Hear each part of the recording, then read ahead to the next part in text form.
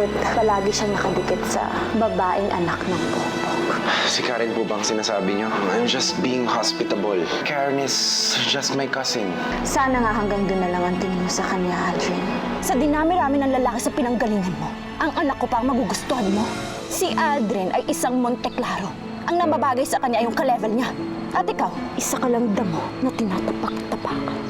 Hindi ka naman sasama, di ba? Hindi na lang din ako sasama. I don't wanna mingle with those fake Ana Carnitas. No, Carla. Sasama ka. Dapat matuto ka mag-effort na mahalin ka. Now, go out there at agawin mo ulit yung lolo't lola mo sa mga anak karanina na yon. Sabi kasi ni Berta na meron daw nagmamakaawa sa may gate. Dinala ko lang naman siya dito dahil sabi niya siya si Ana Karenina Monteclaro. Ako po yung nawawala niyong apo. Don't you think it's a nice surprise na dumating ang totoong apo sa araw ng birthday ni Maggie? Na-aksidente ho kasi ang nanay ko noon. Kasama po siya dun sa lumubog na barko. Pero nung mailigtas po siya, wala na po siyang maalala. May amnesia na po si Inay. Nung 10 taong gulang po ako, bumalik po ang alaala ni Inay. Sinabi niya sa amin na naalala niya na po ang pangalan niya. Siya daw po si Margarita Monteclaro.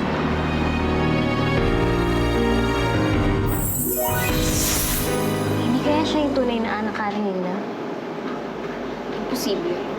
Hindi naman sila magkamukha ni Mami Maggie eh.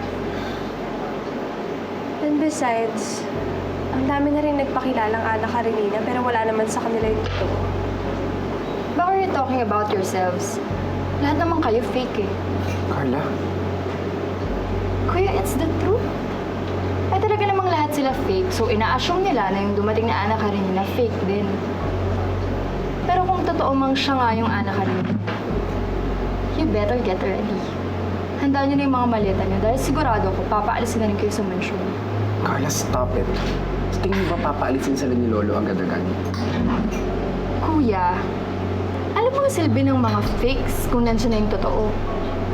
Kung nandiyan na yung authentic, yung original. Siyempre wala na, di ba? Sigurado akong babalik na rin tong mga to sa basurang pinanggalingan nila. Karen. Carla, hindi maganda yung sinabi mo, ah. Kuya, totoo naman yun eh. Ano pang silbi nila sa mansyon kung nandiyan na yung totoong Ana Karenina? Pero kahit na, hindi mo dapat pinapangunahan si na Lola. You're hurting them by saying that. Ay di dapat nga pasalamatan pa nila ako. Kasi niready ko lang sila sa mga possibilities. And kuya, kung totoo man nga ang fourth Ana Karenina, dapat umalis na sila sa bahay natin. Kasi hindi na sila welcome sa pamilya natin. Ayoko nang bumalik na sa lugar namin. Wala na rin naman akong lugar dun eh. Hindi na nga ako yung pinili ni Inay, di ba? Babalik pa ba ako dun? Hindi na pwede. Ako din eh. Hindi na rin ako pwedeng bumalik sa amin. Gusto ko. Pero sigurado akong magagalit sa akin si Ate Becky pag bumalik pa ako doon. Ang worry ko lang naman ngayong may lumabas na Ana Karenina. Baka hindi na matuloy yung pagpapautang sa amin ni Lolo. Ha? Nangutang ka sa mga Monteclaro? Oo. Kasi kung hindi, mamamatay yung mami ko.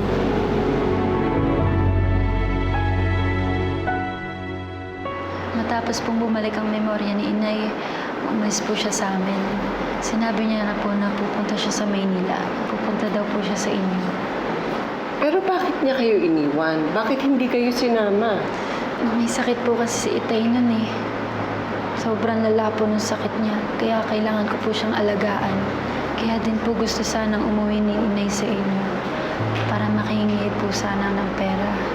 Pero hindi na po siya bumalik sa amin eh. At hindi na rin siya bumalik sa amin. We were in America at that time. Oh, pero hindi naman siya nagparamdam sa bahay or sa office. I'm sorry, but I'm not convinced. Abel. Without the birth certificates, ano pang pruweba mo na isa ka Monteclaro na anak ka ni Maggie na nagaling ka sa Safe Haven? That's right. Marami kasi nagpupunta sa bahay, nagpapakilala. Anong proof mo na hindi ka peking katulad nila? Angel. Pakita mo na, di ba sinabi mo sa akin may pruweba ka? Na pag pinakita mo ay agad ka nilang tatanggapin. Sige na, ngayon na. Opo. Opo, meron po akong pruweba. Sana talaga pecker siya. Sana hindi siya yung hinahanap nilang Ana Karenina. Ako, Karen, yan din yung hinihiling ko. Kasi kung sakali, wala talaga akong mapupuntahan. Tama. Ayoko nang lumargang papalayo dun sa mansyon. Baka sa lansangan na akong pulutin pagkatapos nito. Tsaka hindi lang naman dahil sa pere. Napamahal na din kasi ako kay Lola. Kaya ayoko na rin mapalayo sa kanya. Anong problema mo, Iha? Ito po.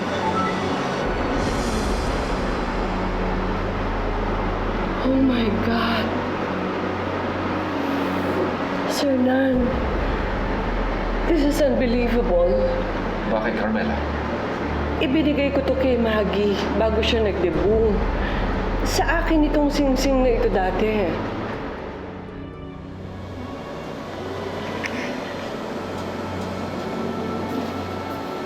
Ma, ano po to? Bigay ito sa akin ng mami ko. Lola mo at bigay din ng lola niya. Kaya gusto ko sa'yo mapunta to dahil ikaw ang kaisa-isang anak mo. Para maibigay mo sa magiging anak mo pag dalaga na siya. Wow, ang ganda! Thank you, Ma. I love you. I love you. Hindi ko alam na buntis na pala siya noon. Kaya pala nung binigay ko sa kanya, parang ibang pakiramdam ko. Yakap siya ng yakap sa akin. Kung nalaman ko lang ng maaga. Paano napunta sa'yo ang sinsing na yan? Binigay po ito sa akin, Inay. Sabi niya, ito daw po ang magpapatunay na mahal niya po ako. Kung ganun, ikaw nga ang totoong anak ka rin mo. Opo. Ako nga po, Lola.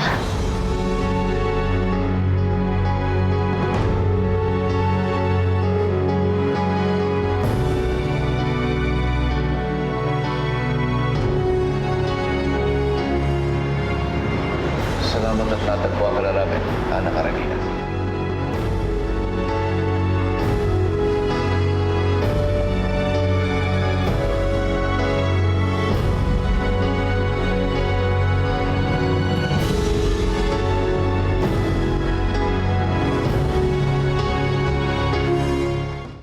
Ang tagal ka namin hinanap.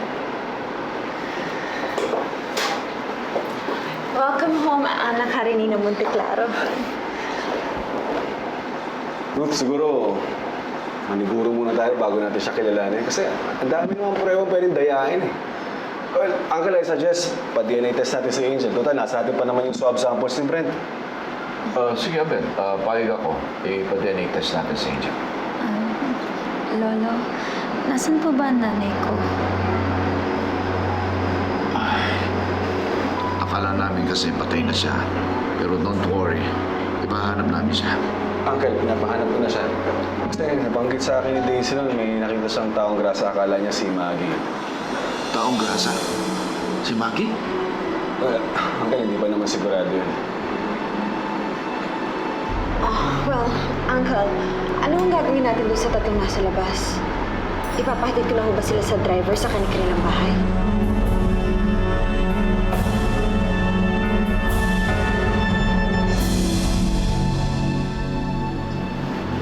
Oh, dyan lang pala kayo. Yung nangyari nga pala kanina. Gusto kong humingi ng sorry sa ginawa ni Carla. Yung pagka-tactless talaga yung kapatid kong yun eh. Aldrin, hindi naman si Carla yung iniisip namin. Yung bagong dating. Aldrin. Ana, Karen, pinapatawag kayo ng lola at lola niya. May sasabihin sila tungkol sa bagong Ana Karenina.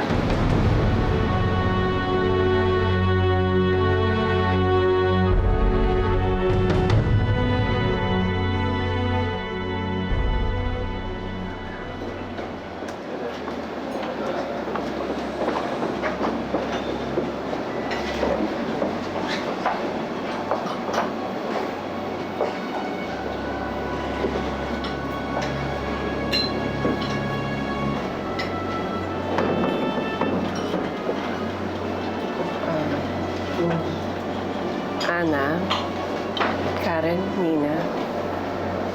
Siya si Ana Karenina.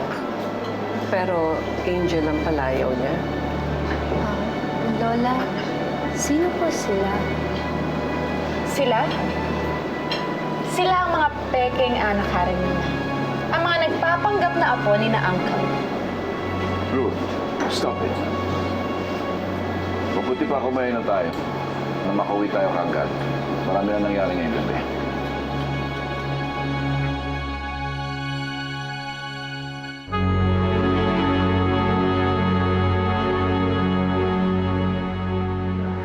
Sernan, alam mo tama si Ruth. Anong gagawin natin kay Ana, Karen at Nina? Hindi ko rin alam eh. Ano ba dapat natin gawin? Alam mo, kung ano man ang maging desisyon mo, papayag ako. Basta sa ikabubuti ng lahat. I'm sure, papaalisin na yung tatlong dito, Ma. Ay, I can't wait na makitang hila-hila na nila yung mga bag nila palabas. For them. Carla, can you please stop it? Nasa alanganin sitwasyon na nga sila eh. Lulubog mo pa. And why not, Abel? Kasalanan naman nila yon dahil naghangad sila na hindi naman dapat. Kaya buti nga sa kanila at mapapalayas na sila. Good for you. And good for you.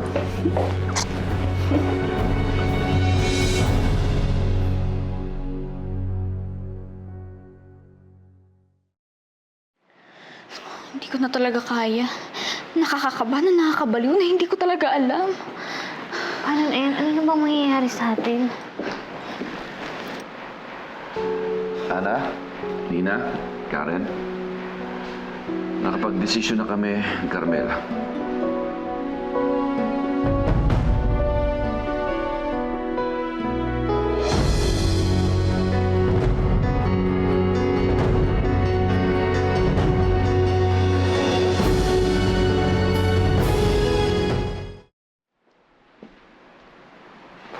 Alam nyo, napagkasunduan namin ng Lolo Sernan nyo na walang aalis. Welcome kayo sa bahay na to dahil parang apo na rin namin kayo eh. Thank you po, Lolo! Thank you po, Lord! Thank you po, Lolo! Thank you po! Napalapit na kami sa iyo. Kaya hindi namin kayang basta-basta na lang kayo paalisin. At saka hindi ba napangako namin, paaralin namin kayo? So sama-sama pa rin tayo. Salamat po.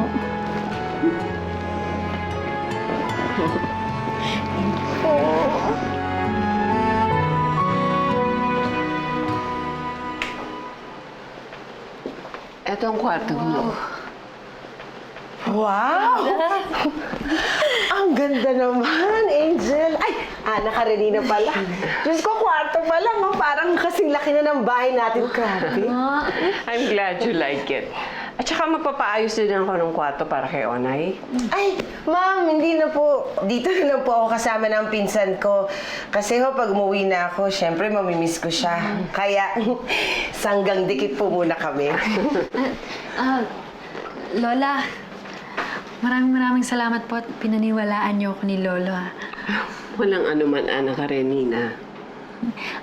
Angel po yung palayaw ko. O kaya, okay na po yung Ana. Ana na lang itawag niyo sa akin.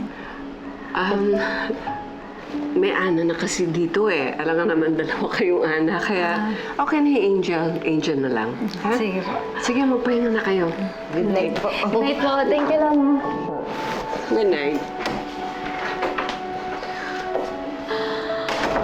Ate Ona, yung ganda dito. Alam ko, grabe, no?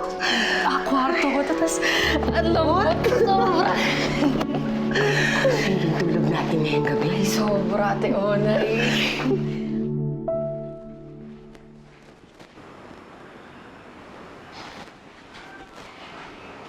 Oh, may problema ba? Kanina lang nakangiti ka ah. Nagtataka lang kasi ako, Sir Nan eh. Alam ko naman, hindi natin kadugo si Maggie, pero bakit nung nakita ko si Angel, wala akong naramdaman ng lukso ng dugo? May baka naninibago lang tayo kasi ngayon lang natin siya nakilala. O bakit si Ana? Nung una ko nakita nagustuhan ko na siya agad. Ngayon nasabi mo yan, Noong unang makita ko rin si Karen, nagustuhan ko rin kaagad eh. At si Nina naman, natutunan natin mahalin. Lalo na nakita ko siyang mag-painting. Katulad na katulad siya ni Maggie.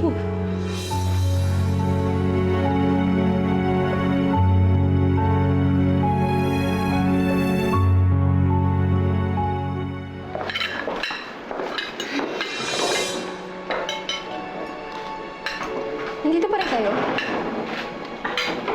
Yes. Sabi kasi ni Lolo, pwede ba kami tumira dito?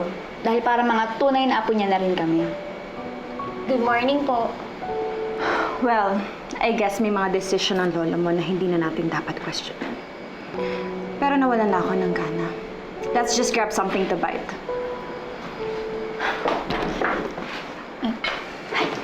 Good morning, Angel. Good morning. Kamusta yung tulog mo? Ang sarap dito. Oo, sobra. Ang lambot ng kama ko. Ayoko nang tumayo eh.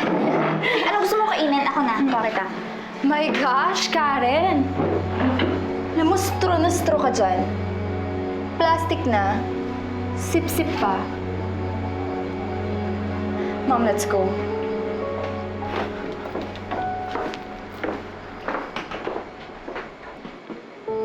O, ano yung gusto mo? Sige, ikaw na bahala. Kahit ano? Oo.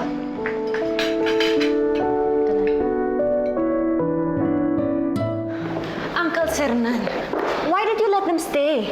Wala silang business dito. Dapat pinauwi nga sila. Wala silang pupuntahan, Ruth. So kaya inampun niyo sila. So this house is becoming an ampunan. Ruth, mahal namin si Ana, Karen at Nina. Silang nagpasaya sa amin nung wala pa si Angel. Kaya walang rason para paalisin sila.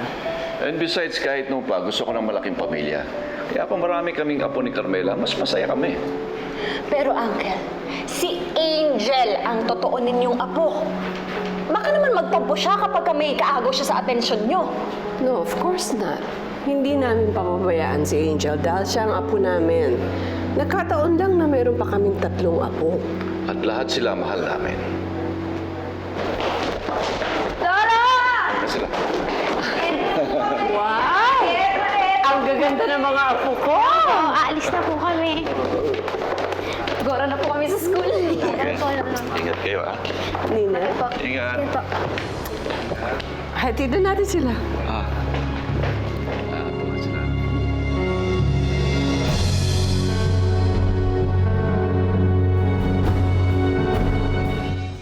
Ipahabol ko registration mo sa school bukas.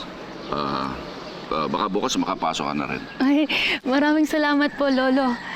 Alam niyo po, dati panaginip ko lang to. Yung magkaroon ng magandang bahay, magandang school, pati na rin po pamilya. Habang nandito kami, bibigay namin sa'yo lahat. Sana rin po makita na natin si Inay para mas maging kumpleto po yung buhay ko at para maging masaya na rin po tayong lahat.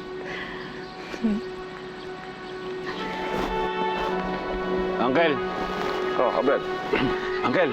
Andito na yung kukuha ng sample ng DNA ni Angel. Oh, that's good. Minda, Sir? samahan mo si Angel sa loob. Opo, sir. Sumunod na rin kayo. Sige po, Lo.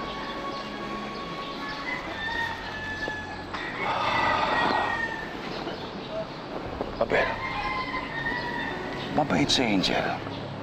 Pero tama si Carmela. Wala akong nararamdaman dun sa bata. Uncle, siguro, hintayin na lang natin yung result. Well, pwedeng nasa kanya lahat ng pruweba, pero kung di naman sila match ni Brent, hindi pa rin siya inawawalaan yung apo. Hindi pa rin siya si Ana Karenina. Ay, ang ganda ng school! Laki! Ay, ang ganda-ganda talaga po mayaman. Pakiramdam ko tuloy, burnis na ako. Hi, classmates! Look, I have a nice boss. I have a nice just like you. See you later. Bye! Bago ba siya dito? Karen. Stop it! Tama ka mayayaman. Hindi nila pinagmamayabang kung anong meron sila. Kaya stop acting like that. Nakakahiya ka, oh. Hindi na naman. Hello. Bago lang ako sa mga ganito, no? Anak lang ako ng dancer. Mahirap lang ako. Kaya enjoy na enjoy ako sa lugar na to, no? Hayaan mo na ako. Ang ganda-ganda kaya. Diba?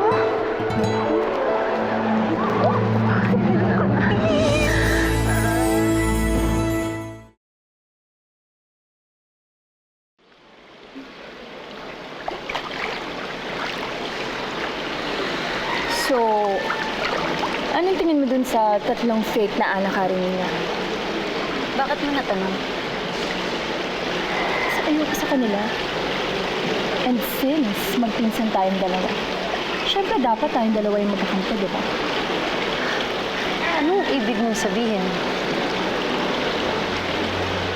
What I mean is, you should do something para mapaalis sila yung tatlo dito. Angel, ikaw ang totoong Ana Karenina. Dapat hindi sila nakikiagaw sa kung anong para sila. Ikaw rin. Time will come. Baka yung tatlong pangyan ang magpatalisik sa'yo dito. So if I were you, uunahan kami sila. Alam mo, Carla, tama ka. Ayoko din naman nandito sila eh. Hindi nila pwedeng kunin kung anong sakit. Tsaka tama ng pangalan lang ang pinaghahatian namin.